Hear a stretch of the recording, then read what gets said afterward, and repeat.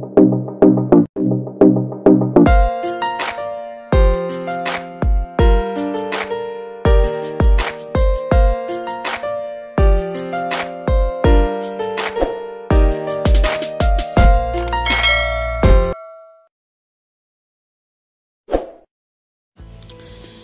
guys! Welcome back to our channel, Jane Galana Vlog.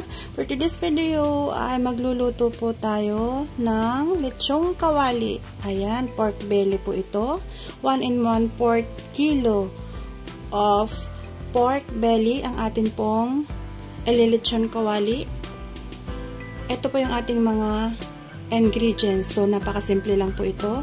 Pero papasarapin po natin ang ating pork belly. Ayan, so isa lang na po natin. Ayan, so isa lang na po natin itong ating kawali. Ayan. So, ang first procedure po natin ay atin po munang lagayin itong ating pong pork belly. Ayan. So, ang paglalaga po natin ay pataob para hindi po kumalat yung ating pong balat. Kailangan po ay nakaganon. Ayan. So,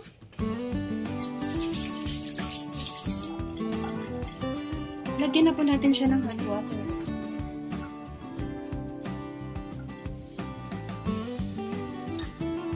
Ayan, palambutin po muna natin yung ating pork. Ayan, kailangan ay nakapantay po sa kanyang laman. Para pag nagprito po tayo ay pantay. Ayan, so ilubog po natin siya sa tubig.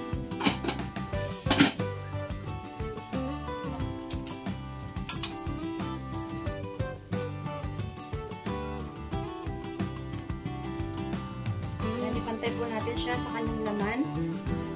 At ilagay po natin yung kanyang sibuyas at bawang. Ayan, para magkalasa po yung ating lechong kawali. Ilagay po natin yung ating pampalasa, salt, pepper, whole, at saka yung ating pong bay leaves. Ayan, ang ating pong bay leaves, ay ilagay na po natin yan.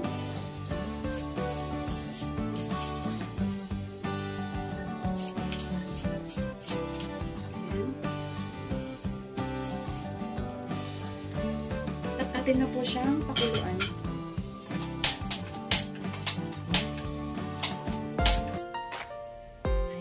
Palambutin lang po natin siya ng 30 minutes. Ayan, so malambot na po itong ating lechong kawali. Ayan, so hanguin na po natin.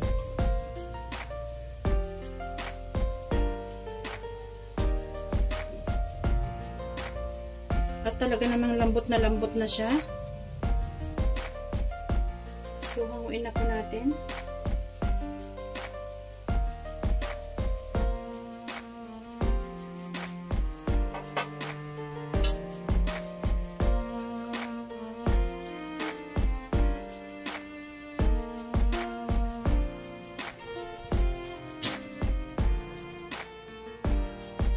So, ito na po yung ating pinalambot na pork belly. Ayan, next po natin gagawin ay patuyuan po natin yung ating pong pinalambot na pork belly sa ating pong oven. Ayan, so inilagay po natin siya sa 200 degrees. Patuyuan lang po natin yung ating pong pinalambot na pork belly bago po natin siya prituhin. Ayan, so i-check na po natin. Hindi po na natin siya papatagalin, basta napatuyuan po natin siya ay atin na po siyang prituhin.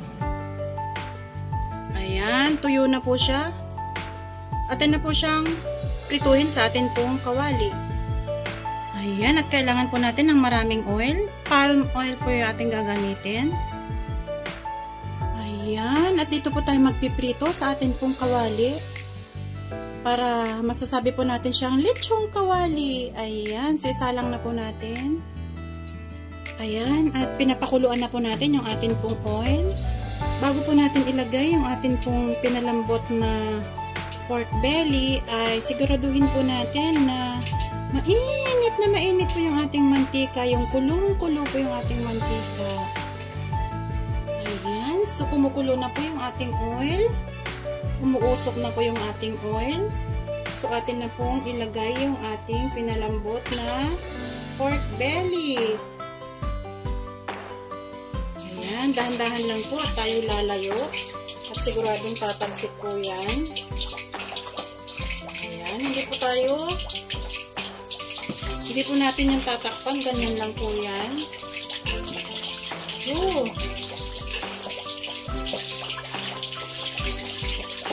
Talaga namang kulong-kulo. Hindi po natin yung tatakpan.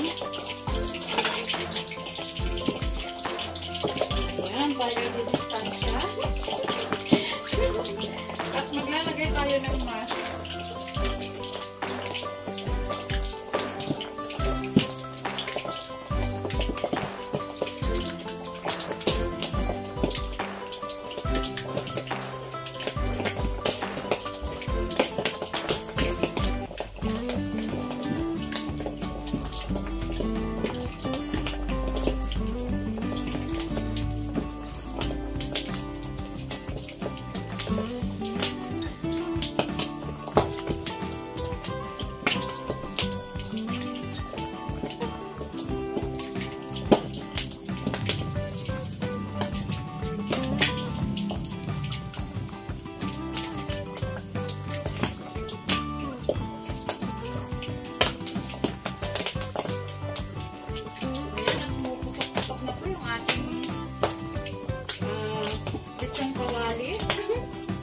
Part po yan ng ating drama, ang ating game.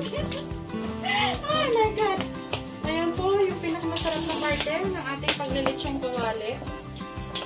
Ayan, normal po yan na pumuputok-putok. Ayan, so ipapakita ko po sa inyo yung buong game ng ating pong pagluluto. Talaga namang pumuputok-putok po yung ating litsyong kawali.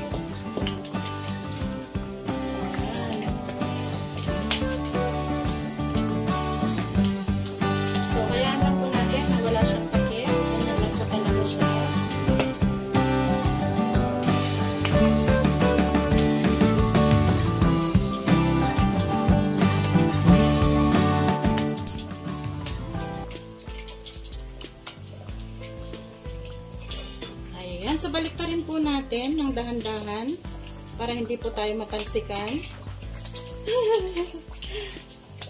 Ayan, baliktarin po natin at tayo lalayo. Malayong malayo para hindi po tayo matalsikan. Ayan. Ayan, baliktarin po natin ang ating litsyong kawali. Ayan po, makikita po ninyo yung balat. Putok na putok. Ayan. Ayan. Hayaan lang po natin siyang naka-open ng ganyan.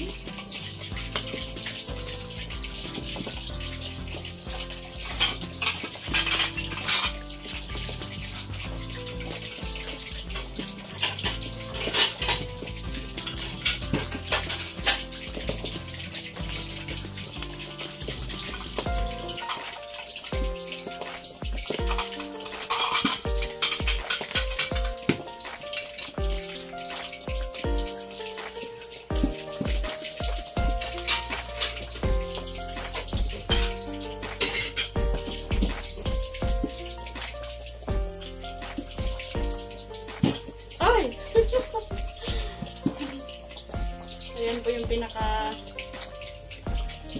masayang part po ng pagluluto natin ng ating litsyong kawali. Pumuputok-putok po siya.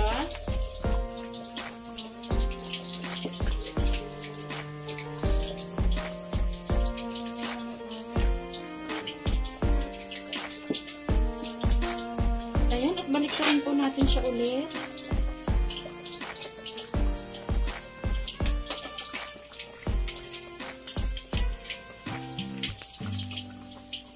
Ayan, ngayon po hindi na po siya puputok-putok na malakas.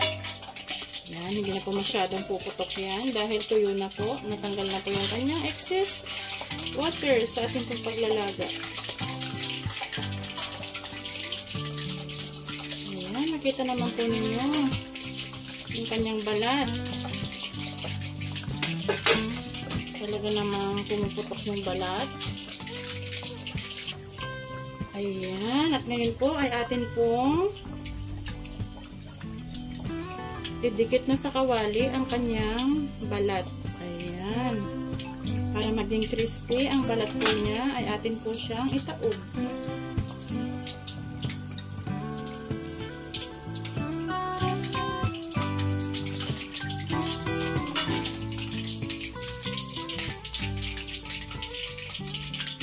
Ayan. Pakistin po natin yung kanyang balat.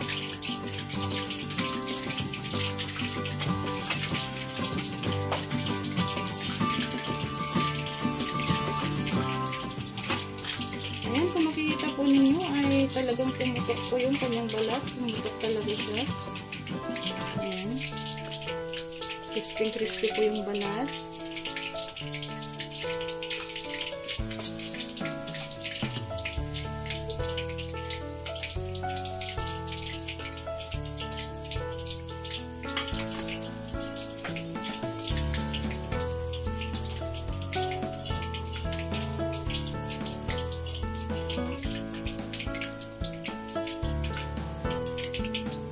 Ayan, at pag hindi na po iyan pumuputok, ay malapit na po yan maluto. Ayan, tingnan po natin yung kanyang balat.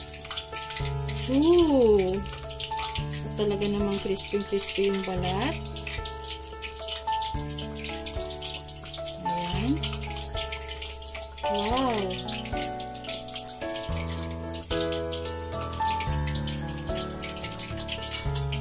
So, konting luto na lang po yan. Kasi hindi na po yung pumuputok. Malapit na po yan. Ayan. At baliktarin na naman po natin siya ulit.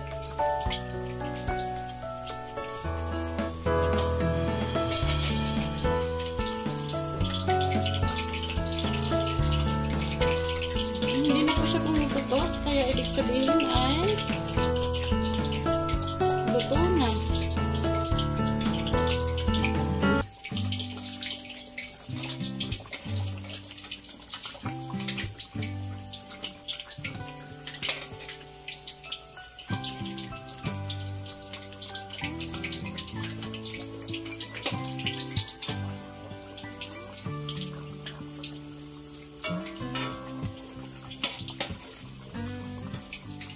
Ayan, at talaga namang crispy po yung kanyang balat.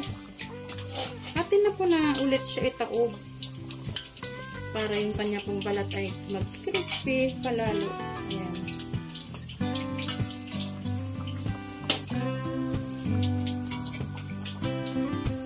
Ayan, para lalo siyang mag-crispy. Atin pong idikit sa kawali yung kanyang balat.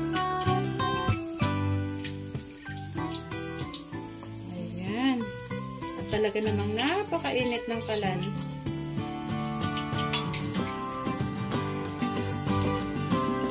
Ayan. Kaya naglagay po ako ng mask kasi sobrang init po sa ating kalan. Ayan. Prituhin po muna natin yung kanyang balat.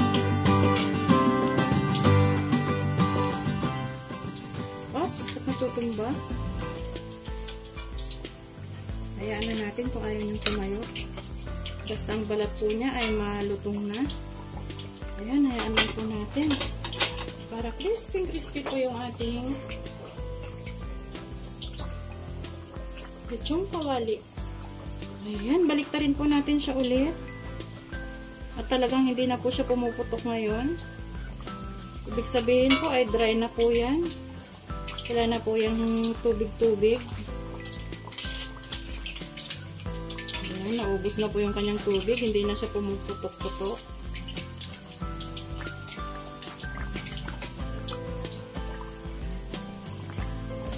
Ayan, tingnan po ninyo at crispy na po yung kanyang balat.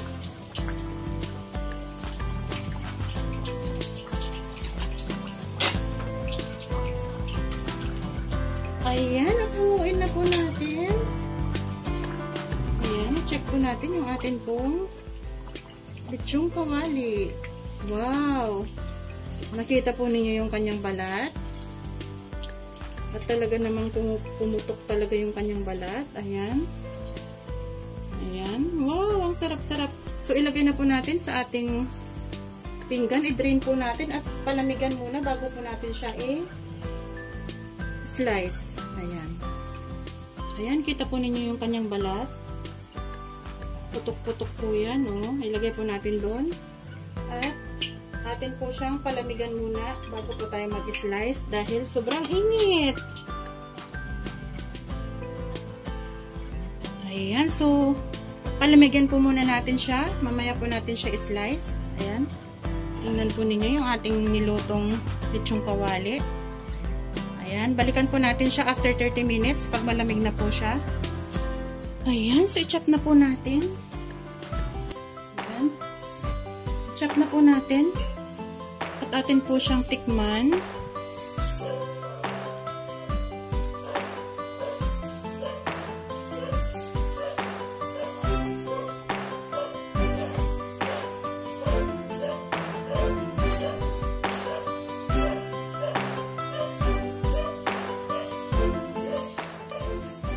Ayan, so nakita po ninyo malambot po yung loob.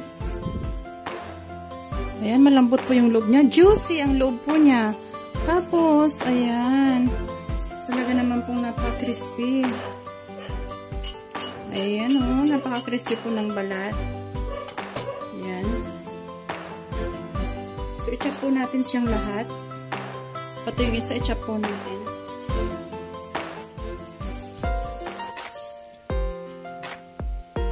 Ayan, so ito na po yung ating lechong kawali. Ayan, so gumawa po ako ng 3 sausawan. Yung ating pong pickles and cheese. Meron po tayo dyan ketchup at yung vinegar and soy sauce na may bawang at sibuyas. Hindi po ako naglagay ng sili dahil hindi po ako kumakain ng sili. Ayan, kung ano lang po yung inihanda ko dyan na kaya ko pong kainin.